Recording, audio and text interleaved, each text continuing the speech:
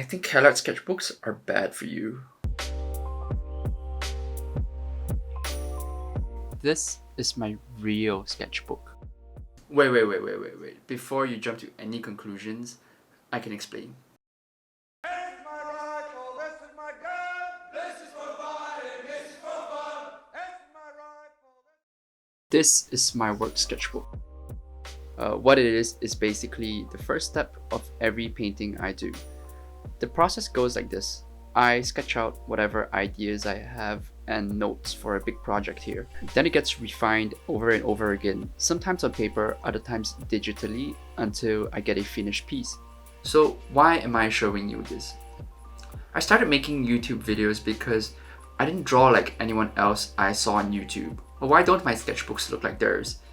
Things that I've experienced, things that I've talked to other artists about, but just never see talked about on YouTube. That's why I make the videos I make. And that brings me back to the Calarts Sketchbooks and sketchbook tours in general. See, there are different types of sketchbooks. There's the ones where you want to draw pretty pictures in. These are more like scrapbooks, art journals. There are pressed flowers and stickers and postcards stuck in there. These are the kinds that you will encounter the most on YouTube. It's because they're pretty. Then there are these work sketchbooks. I think of these as more of a sandbox. To me, they're more functional.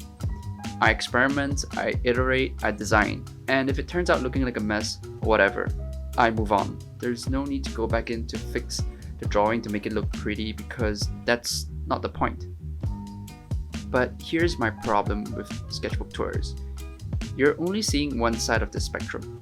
Of course they're gonna show you their nice sketchbook.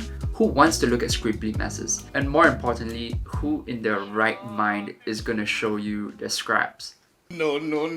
See, what concerns me is that this trend might end up skewing a lot of people's perspective on sketching.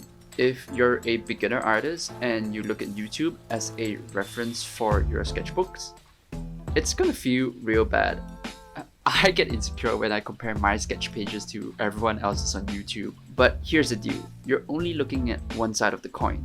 What you don't see are the mounds and mounds of scrap paper and terrible, crappy drawings that end up being more artistically meaningful than the pretty stuff that goes nowhere.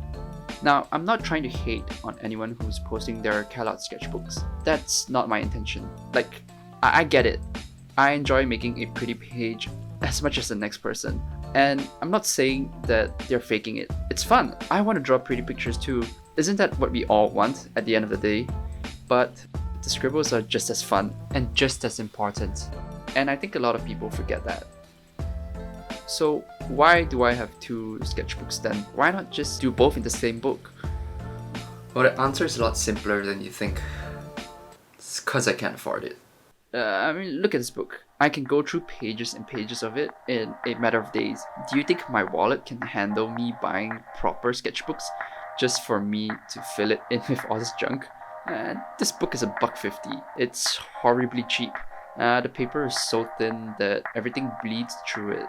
But I love it because here, I'm free.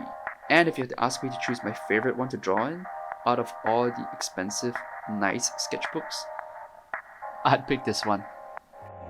You should